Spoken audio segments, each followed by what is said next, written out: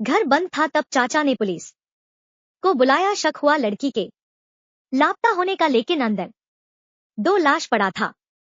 CCTV footage देखा तब दोनों किशोर एक दूसरे का हाथ थामे साथ साथ चलते हुए दिखाई दिए और लड़की इस मामले में मुख्य संदिग्ध बन गई। अगर मेरे चैनल पर पहली बार आए हैं तो मेरे चैनल को सब्सक्राइब कीजिए। मध्य प्रदेश के जबलपुर में 15 मार्च 2024 को किशोरावस्था की एक प्रेम कहानी का अजीबोगरीब तरीके से अंत हुआ। हाल ही में 19 वर्षीय एक युवक जबलपुर के एक पुलिस थाने में घुसा और खुद को एक पिता पुत्र की हत्या का आरोपी बताया। युवक के सीने पर एक राक्षस का टैटू और 5 खोपड़ियां बनी हुई थी। थाने में पुलिसकर्मी मौजूद थे जो उसकी 1 साल से भी अधिक समय से तलाश करने में लगे हुए थे। युवक ने पिता पुत्र की हत्या की बात स्वीकार की। थाने के अंदर पहुंचे युवक ने खुद को जबलपुर में 52 वर्षीय व्यक्ति और उसके 8 वर्षीय बेटे की हत्या के पीछे संदिग्ध के रूप में पेश किया। इसके एक दिन पहले ही उसकी 15 वर्षीय प्रेमिका को हरिद्वार पुलिस ने पकड़ा था। इसी प्रेमिका के पिता और छोटे भाई की हत्या हुई थी। जांच कर रही पुलिस के मुताबिक किशोर युगल ने कथित तौर पर एक साथ हत्या को अंजाम दिया था। पिछले 2 महीनों में वे दोनों 8,500 किलोमीटर तक पीछा करने के दौरान जबलपुर पुलिस की कई टीमों को चकमा देने में कामयाब रहे। हरिद्वार में प्रेमी पुलिस के सामने से भागने में कामयाब रहे। जबलपुर के पुलिस अधीक्षक आदित्य प्रताप सिंह ने प्रेस में बताया, जब हरिद्वार पुलिस ने लड़की को पकड़ा तो उसका साथी मौके से भागने में कामयाब रहा। फिर प्रेमी जबलपुर के स्थानीय पुलिस स्टेशन पहुंचा और आत्मसमर्पण कर दिया।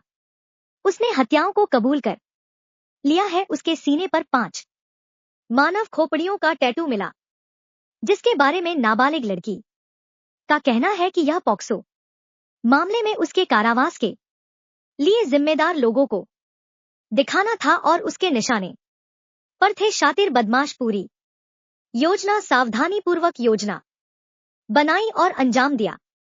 पिता ने लड़की से प्रेमी के खिलाफ केस दर्ज कराने को कहा था। पिछले साल सितंबर में मामला तब शुरू हुआ जब लड़की के पिता ने 19 वर्षीय लड़के के खिलाफ पॉक्सो केस दर्ज करने के लिए दबाव डाला। परिवार ने लड़की को इटारसी भेज दिया और लड़के के पिता से बात की ताकि वह उससे दूर रहे। पुलिस अधीक्षक ने कहा, लड़का लड़की मौज ऐप की मदद से फिर से एक दूसरे से बात करनी शुरू कर दी। उन्होंने लड़की के पिता की हत्या की साजिश रची, जिसे वे अपने रिश्ते के बीच में बाधक मान रहे थे।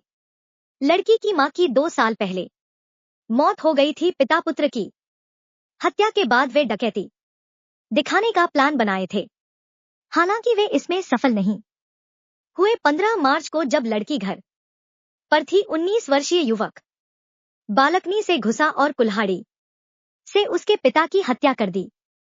मदद के लिए उसकी चीखें सुनकर 8 वर्षीय लड़का अपनी नींद से जागा और चिल्लाने लगा। बच्चे को चुप कराने के लिए गला घोटकर उसे भी मार डाला। हालांकि वह उनकी योजना का हिस्सा नहीं था। लाश को ठिकाने लगाने में वे घबरा गए।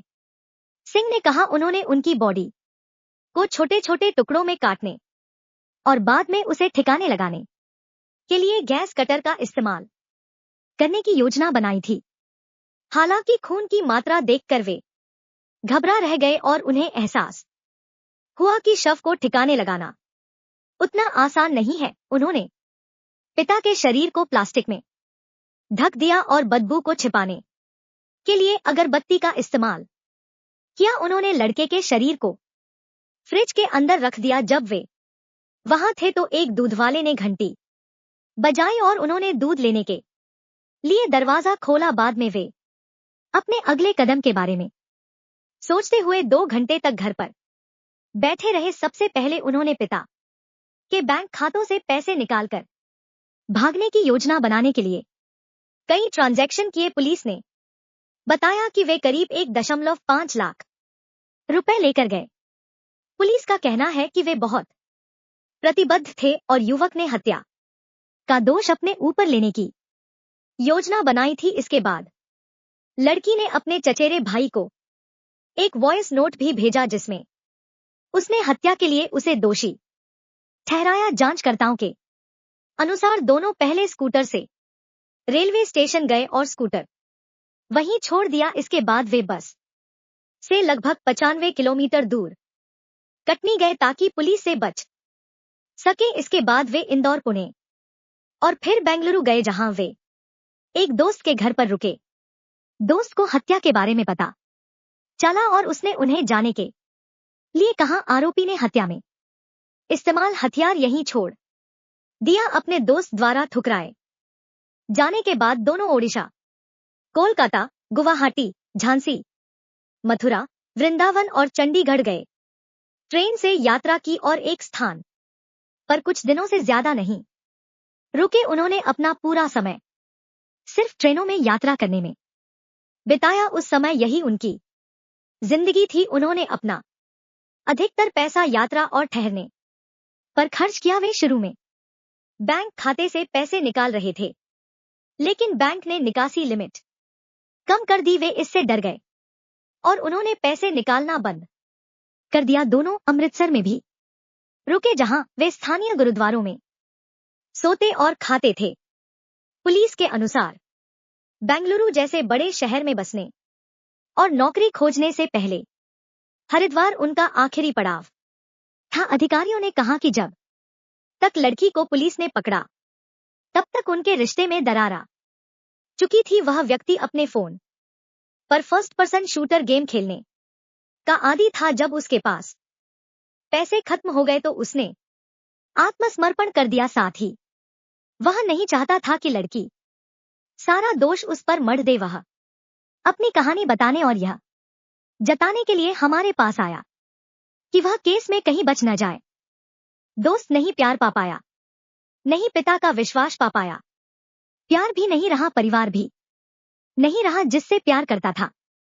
वो भी सोचने लगा लड़की कहीं बच ना जाए, इसलिए गलत काम करने से पहले 100 बार सोच लेना चाहिए। अगर मेरे चैनल पर पहली बार आए हैं तो मेरे चैनल को सब्सक्राइब कीजिए ताकि आप लोगों तक मेरे वीडियो का नोटिफिकेशन पहुंच सके। मेरे वीडियो को लाइक, शेयर, कमेंट कीजिए ताकि आप लोगों के लिए अच्छा से अच्छा वीडियो बना सकूं। जय हिंद, जय भारत।